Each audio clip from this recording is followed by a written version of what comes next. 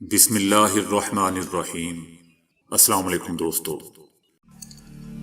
سخت سیکیورٹی میں بھی خاتون نے تربوز چرا لیا۔ ایک خاتون کا تربوز اتنی صاف ستھری چوری کر کے کھانے کی ویڈیو مختلف پلیٹ فارم پر کافی دیکھی جا رہی ہے۔ سوشل میڈیا پر چوری سے متعلق دوستو مختلف مواد ہر روز سرخیوں میں نظر آتا ہے۔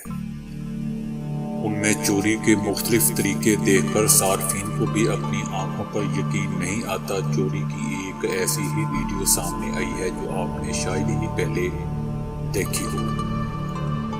ویڈیو کا تعلق ایک خاتون سے ہے جس پر یقین نہیں آئے گا۔ آپ کو یقین نہیں آئے گا کہ وہ اپنا کام مکمل کر کے کتنے آرام سے چلی جاتی ہے۔ عورت نے تربوز کو کس طرح کاٹا منظر ویڈیو میں دیکھا جا سکتا ہے، جبکہ ایک دوسری خاتون جو کہ شاپ کی مالکن ہے تربوز کے ٹکڑے کاٹ کر انہیں دکان کے باہر رکھ رہی ہے۔ آگے بڑھنے سے پہلے اگر ہو سکے تو لائک اور سبسکرائب کا بٹن ضرور دبا لیں، شکریہ۔